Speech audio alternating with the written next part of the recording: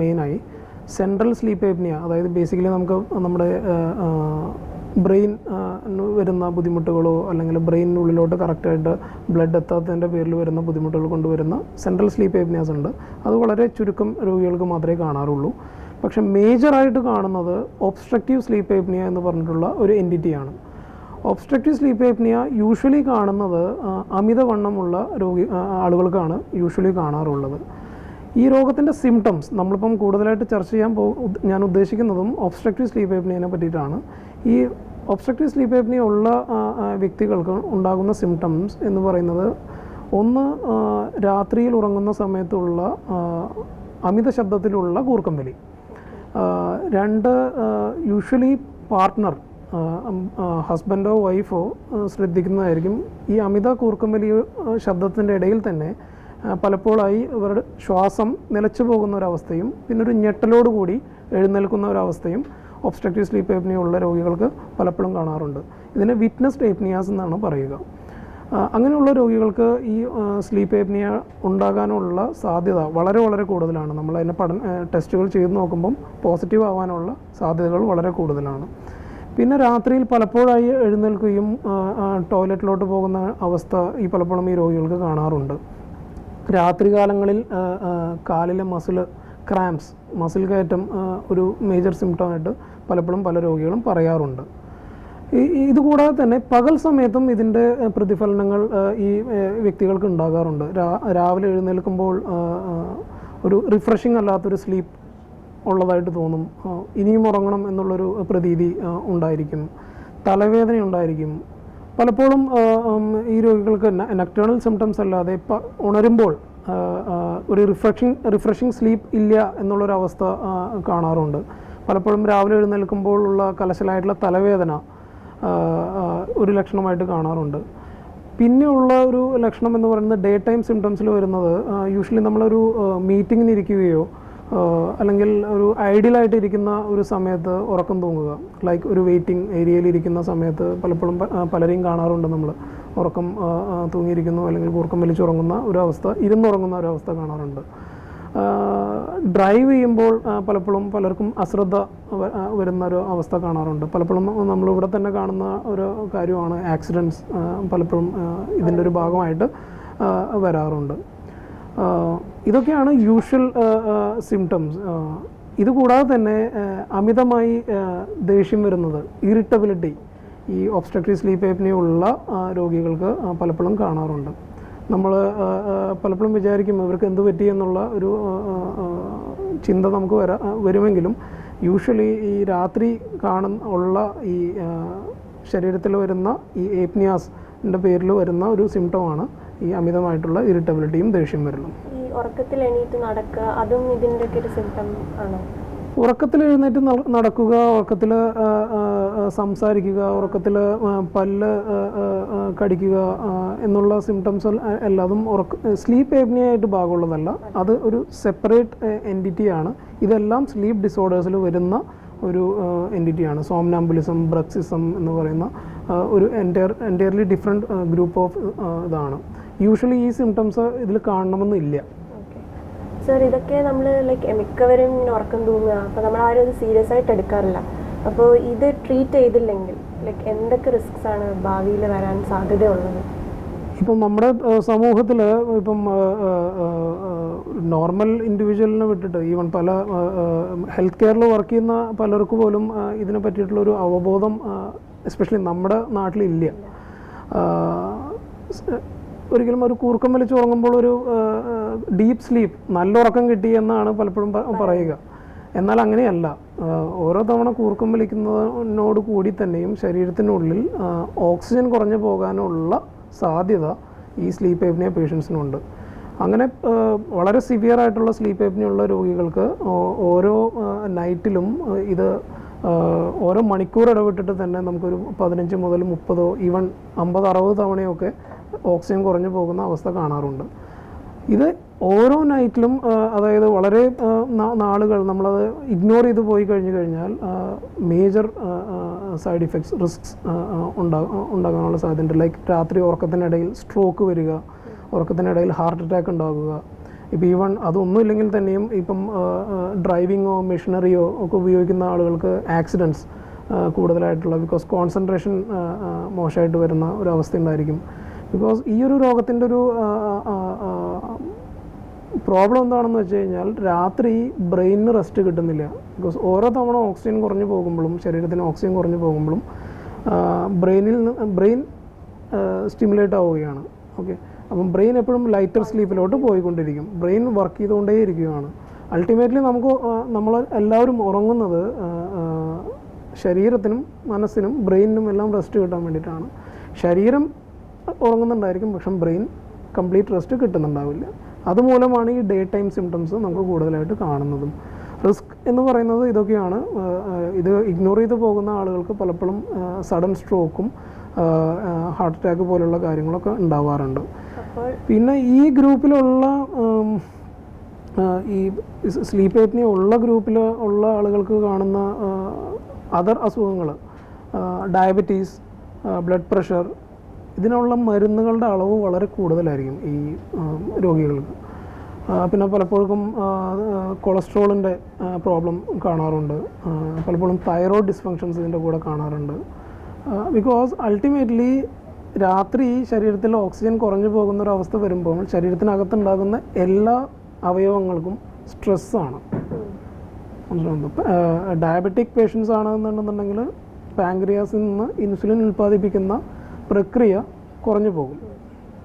Because ഇനി പാങ്ക്രിയാസിന് oxygen കിട്ടുന്നില്ല എന്നുണ്ടെന്നുണ്ടെങ്കിൽ അതിൻ്റെ ഉൽപ്പാദനശേഷി കുറഞ്ഞു പോകും. ഈവൺ സെക്ഷൽ ഡിസ്ഫങ്ഷൻസ് പലപ്പോഴും ഈ രോഗികൾക്ക് കാണാറുണ്ട്. ഇറക്ടൈൽ ഡിസ്ഫങ്ഷൻസ്, അതുപോലെ ലോസ് ഓഫ് ലിബിഡോ, ഇതെല്ലാം ഈ വ്യക്തികൾക്ക് കൂടുതലായിട്ട് കണ്ടുവരുന്നതാണ്. ഇപ്പോൾ ലൈഫ് ത്രെറ്റനിങ് വരെയുള്ള പ്രശ്നങ്ങൾ ഈ നമ്മളിത് ട്രീറ്റ് ചെയ്തില്ലെങ്കിൽ ഉണ്ടാകാം. നമ്മുടെ ഡേ ടു ഡേ ലൈഫിനെ എഫക്റ്റ് ചെയ്യുന്ന കാര്യങ്ങൾ ഉൾപ്പെടെ അത് തൊട്ട് ഈ ലൈഫ് ത്രെറ്റനിങ് ഇവൻറ്റ്സ് വരെ, നമ്മളൊരു ICUവിൽ അഡ്മിറ്റ് ആകുന്ന അല്ലെങ്കിൽ ജീവന് ഹാനി വരുന്ന തരത്തിലുള്ള അസുഖം വരെ നമുക്ക് ഇത് കണ്ടുപിടിച്ചില്ല എന്നുണ്ടെങ്കിൽ വരാനുള്ള സാധ്യതയുണ്ട്. എന്ത് തരം ആൾക്കാരാണ് ഇതിന് ഡയഗ്നോസിസിന് വേണ്ടി ഹോസ്പിറ്റലിൽ വരേണ്ടതെന്നൊരു ഇപ്പം ഒരു അക്കാഡമി ഓഫ് സ്ലീപ്പിൻ്റെ റിപ്പോർട്ട് പ്രകാരം ഡയബറ്റിക് പേഷ്യൻസ്, ബ്ലഡ് പ്രഷറുള്ള പേഷ്യൻറ്റ്, എന്തെങ്കിലും തരത്തിലുള്ള കാർഡിയാക് ഡിസ്ഫങ്ഷൻസ് ഉണ്ടായിട്ടുള്ള ആളുകൾ, അമിതവണ്ണമുള്ള ആളുകൾ, ഇവരെല്ലാവരും നിർബന്ധമായിട്ടും ഒബ്സ്ട്രക്റ്റീവ് സ്ലീപ്പ് ഏപ്നിയ ഉണ്ടോ ഇല്ലയോ എന്നുള്ള കാര്യം ചെക്ക് ചെയ്യേണ്ടത് നിർബന്ധമാണ്. ബിക്കോസ് ഈ ഗ്രൂപ്പ് ഓഫ് ആളുകൾക്ക് ഇതുപോലെയുള്ള ഓക്സിജൻ കുറവുകൾ രാത്രി അഫോർഡ് ചെയ്യാൻ പറ്റില്ല. നമുക്കുള്ള പ്രോബ്ലം എന്താണെന്നുണ്ടെങ്കിൽ നമുക്ക് ഈ സിവിയർ ആയിട്ടുള്ള ഒബ്സ്ട്രക്റ്റീവ് സ്ലീപ്പ് ഏപ്നിയ ഉള്ള വ്യക്തികൾ പലപ്പോഴും 1 മിനിറ്റിന് മേലെയൊക്കെ രാത്രി ഉറങ്ങുന്ന സമയത്ത് ശ്വാസം നിലച്ച് നിൽക്കുന്ന ഒരവസ്ഥ കാണിക്കാറുണ്ട്. നമുക്ക് ഓർമ്മ വെച്ചിട്ട്, അതായത് നമുക്ക് പകൽ സമയത്ത് ഒരിക്കലും ഓർമ്മയോടുകൂടി ചെയ്യാൻ പറ്റാത്തൊരു കാര്യമാണ്. 1 മിനിറ്റോ 2 മിനിറ്റോ ശ്വാസം പിടിച്ചു നിർത്താൻ നമുക്ക് ബോധപൂർവം സാധിക്കില്ല. പക്ഷെ രാത്രി നമ്മൾ അറിയുന്നില്ല. അപ്പോൾ അതിൻ്റെ പേരിലുള്ള പല പ്രോബ്ലംസും ഈ ഡയബറ്റിക്, ഹൈപ്പർടെൻസീവ്, കാർഡിയാക് പേഷ്യൻസിന് ഉണ്ടാവാറുണ്ട്. ഈവൻ ഹാർട്ട് ഫെയിലിയേഴ്സൊക്കെ ഉള്ള രോഗികളിൽ പലപ്പോഴും ഈ ഒബ്സ്ട്രക്റ്റീവ് സ്ലീപ്പ് ഏപ്നിയ നമ്മൾ ഓവർലുക്ക് ചെയ്തുകൊണ്ടിരിക്കുകയാണ്. ബേസിക്കലി നമ്മൾ കണ്ടുപിടിക്കാതെ പോകുന്ന ഒരു അവസ്ഥ പലപ്പോഴും കണ്ടിട്ടുണ്ട്. ഓക്കെ, അപ്പോൾ സാർ പറയുന്നത് ലൈക്ക് 35 ഇയേഴ്സിന് എബവ് ഉള്ള ആൾക്കാരാണോ ഈ കൂടുതൽ ഈ ഡിസീസ് കാണുന്നത്, അതോ പിള്ളേർക്കും കാണാൻ സാധ്യതയുണ്ടോ? ഒബ്സ്ട്രക്റ്റീവ് സ്ലീപ്പ് ഏപ്നിയ കുട്ടികൾക്കും കാണാറുണ്ട്, പല കുട്ടികൾക്കും കാണാറുണ്ട്. ഇപ്പം ഈയിടെ ഒരു കുട്ടി എൻ്റെ അടുത്തേക്ക് റെഫർ ചെയ്തത് സൈക്യാട്രി ഡോക്ടറാണ്. ബേസിക്കലി ബിക്കോസ് അവന് പഠിക്കാൻ പറ്റുന്നില്ല, അവൻ സോഷ്യലി മിങ്കിൾ ചെയ്യുന്നില്ല എന്ന് പറഞ്ഞ് പാരൻസ് സൈക്യാട്രി ഡോക്ടറിൻ്റെ അടുത്തേക്കാണ് ആദ്യം വന്നത്. പക്ഷെ അവൻ ആ സമയത്തൊരു ചുമയും തൊണ്ടവേദനയും ഉള്ളത് കൊണ്ട് മാത്രമാണ് അവിടെ നിന്ന് നമ്മുടെ അടുത്തേക്ക് റെഫർ ചെയ്ത് വന്നിരിക്കുന്നത്. ഞാൻ പരിശോധിച്ച് നോക്കുമ്പോൾ ആൾക്ക് നല്ല ടോൺസിലർ എൻലാർജ്മെൻ്റ് ഉണ്ട്, ഇവിടെ തൊണ്ടയിൽ ഒട്ടും സ്പേസ് ഇല്ല ബേസിക്കലി. അപ്പം നമ്മൾ ഇതിന് ക്വസ്റ്റ്നെയർ ഉണ്ട്, ഇതിന് ഒബ്സ്ട്രക്റ്റീവ് സ്ലീപ്പ് ഏപ്നിയയ്ക്ക് വേണ്ടിയിട്ടുള്ളൊരു ക്വസ്റ്റ്നെയർ ഉണ്ട്. ഈ പാരൻസിനോട് ചോദിക്കുകയാണ് ലൈക്ക് രാത്രി ഉറങ്ങുമ്പം കൂർക്കം വലിക്കാറുണ്ടോ, വായ തുറന്നാണോ ഉറങ്ങാറ്, അങ്ങനെയുള്ള പല പല പടിയായിട്ടുള്ള ക്വസ്റ്റ്യൻസ് ചോദിക്കുമ്പോൾ കൃത്യമായിട്ടും അത് ഒബ്സ്ട്രക്റ്റീവ് സ്ലീപ്പ് ആപ്നിയയുടെ ഫീച്ചേഴ്സാണ്. അപ്പം ഇതിന് പ്രായം ഒരു ഇതല്ല, കുട്ടികൾക്ക് ഉണ്ടാവും. പക്ഷെ കുട്ടികൾക്ക് ഉണ്ടാകുമ്പോൾ ഈ പറഞ്ഞ വ്യക്തി നമ്മൾ ആ ടോൺസിൽ ഞാൻ ENT ഡോക്ടറിൻ്റെ അടുത്തോട്ട് റെഫർ ചെയ്യുകയും ടോൺസിലെടുത്ത് മാറ്റിക്കളയുകയും ചെയ്തു. പിന്നീട് അവന് സൈക്കാട്രി പ്രോബ്ലം ഇല്ല, പഠനത്തിൽ പ്രോബ്ലം ഇല്ല. രാവിലെ സ്കൂളിൽ ചെന്നിരുന്നു കഴിഞ്ഞാൽ ഒരു ഉറക്കം തോന്നുന്നൊരു ലക്ഷണങ്ങളില്ല, സോഷ്യൽ വിഡ്രോവലില്ല. അപ്പം നമ്മൾ കാര്യങ്ങൾ എന്താണെന്നുള്ളത് ഐഡൻറ്റിഫൈ ചെയ്യാൻ പറ്റണം.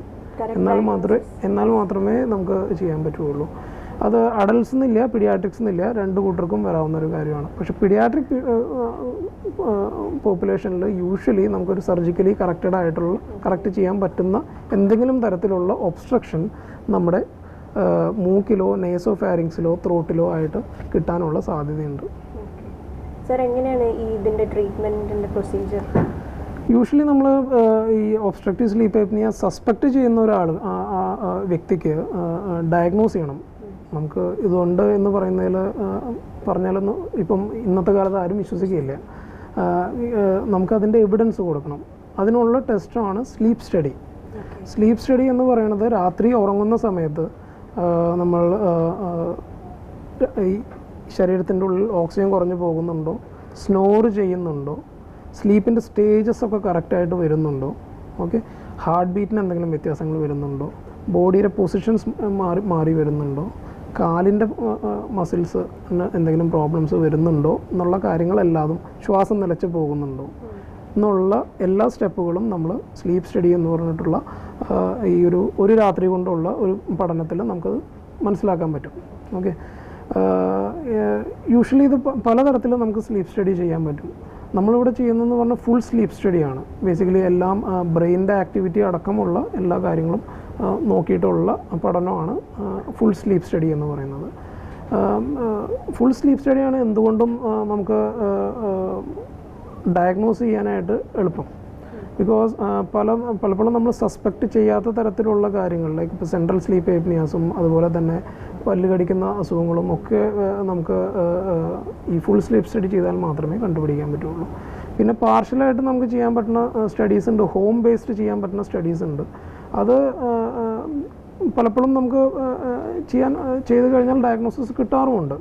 ഹോം ബേസ്ഡ് സ്റ്റഡി ചെയ്യുന്നതിന് മുന്നോടിയായിട്ട് കറക്റ്റായിട്ടുള്ള പേഷ്യൻ്റ്, അതായത് നമ്മൾ കറക്റ്റായിട്ട് ഹിസ്റ്ററി എടുക്കണം. കറക്റ്റായിട്ട് നമ്മൾ പേഷ്യൻറ്റിനെ മനസ്സിലാക്കി പേഷ്യൻറ്റിനോട് സംസാരിച്ച് ഓക്കെ ഇദ്ദേഹത്തിന് പ്രത്യേകിച്ച് വേറെ അസുഖങ്ങളൊന്നും നമുക്ക് ഡയഗ്നോസ് ചെയ്യാനില്ല, ഒബ്സ്ട്രക്റ്റീവ് സ്ലീപ്പ് ആപ്നിയ തന്നെ ആണ് എന്നുള്ളൊരു ഡൗട്ട് നമ്മുടെ 90% ഉറപ്പായിട്ടുണ്ടെന്നുണ്ടെങ്കിൽ ഹോം സ്ലീപ്പ് സ്റ്റഡി ചെയ്താലും നമുക്ക് കാര്യങ്ങൾ മനസ്സിലാക്കാൻ പറ്റും. അതൊരു സ്ക്രീനിങ് ടൂളാണ് ഹോം സ്ലീപ്പ് സ്റ്റഡി. അതിലെന്തെങ്കിലും നമുക്ക് സംശയാസ്പദമായിട്ടുള്ള കാര്യങ്ങളുണ്ട് അല്ലെങ്കിൽ നമുക്കത് കംപ്ലീറ്റ് ആയിട്ട് മനസ്സിലാക്കാനുള്ള ഇത് കിട്ടിയിട്ടില്ല എന്ന് വെച്ചിട്ടുണ്ടെങ്കിൽ ഫുൾ സ്ലീപ്പ് സ്റ്റഡി നമ്മൾ ഹോസ്പിറ്റലിൽ വിളിച്ച് ചെയ്യിപ്പിക്കും. അപ്പോൾ ഈ സ്ലീപ്പ് സ്റ്റഡി പ്രോബ്ലംസ് എന്തെങ്കിലും വരികയാണെന്നുണ്ടെങ്കിലാണ് നമ്മൾ പിന്നെ ട്രീറ്റ്മെൻറ്റിനെ പറ്റി പേഷ്യൻറ്റിനോട് സംസാരിക്കുന്നത്. ഞാൻ നേരത്തെ പറഞ്ഞ പോലെ പീഡിയാട്രിക് പോപ്പുലേഷനിൽ യൂഷ്വലി സർജിക്കൽ കറക്ഷൻസ് ചെയ്യേണ്ടതായിട്ടുള്ള ആവശ്യം വരാറുണ്ട്. അതുപോലെ തന്നെ എന്തെങ്കിലും സർജിക്കലി ആയിട്ട് ട്രീറ്റ് ചെയ്യാൻ പറ്റുന്ന കാര്യങ്ങളുണ്ടോ, ലൈക്ക് പലപ്പോഴും പല ആളുകൾക്കും ഈ കുറുനാവ് വലുതായിട്ട് കാണാറുണ്ട്. അതുപോലെ നാക്ക് ആസ് സച്ച് വലിപ്പം കൂടുതലായിരിക്കും. അതുപോലെ തന്നെ പലപ്പോഴും നേസോ ഫാരിങ്സിൻ്റെ ഉള്ളിലും അതുപോലെ തന്നെ ഈ അപ്പർ എയർവേ ട്രാക്കിൻ്റെ ഉള്ളിലും പലപ്പോഴും പല പല ഒബ്സ്ട്രക്ഷൻസും കാണാറുണ്ട്. അതുപോലെ തന്നെ മാൻഡിബിൾ, നമ്മുടെ താടിയെല്ല് പുറകോട്ട് തള്ളി നിൽക്കുന്ന അവസ്ഥ ഉണ്ടെന്നുണ്ടെങ്കിൽ സർജിക്കലി കറക്റ്റ് ചെയ്യാം. പക്ഷേ യൂഷ്വലി കാണുന്ന ഒബ്സ്ട്രക്റ്റീവ് സ്ലീപ്പ് ഏപ്നിയ എന്ന് പറയുന്ന വണ്ണമുള്ള ആളുകൾക്ക് കാണുന്നത് മൾട്ടിപ്പിൾ ലെവൽസിലുള്ള ബ്ലോക്ക് ആയിരിക്കും. യൂഷ്വലി സർജിക്കലി കറക്റ്റ് ചെയ്യാൻ പറ്റുന്ന കാര്യമല്ല. ഗോൾഡ് സ്റ്റാൻഡേർഡ് ട്രീറ്റ്മെൻറ്റ് എന്ന് പറയുന്നത് CPAP, continuous positive airway pressure എന്ന് പറയുന്ന ഒരു ഉപകരണമുണ്ട്. ആ ഉപകരണം ഉപയോഗിച്ച് രാത്രി ഉറങ്ങുക എന്നുള്ളതാണ്. അത് ബേസിക്കലി ചെയ്യുന്നത് എന്താണെന്നുണ്ടെങ്കിൽ ഓരോ തവണയും ഒബ്സ്ട്രക്ഷൻസ് വരുമ്പോൾ ഇതിനുള്ളിൽ നിന്ന് പ്രഷറിലുള്ള എയർ വരും.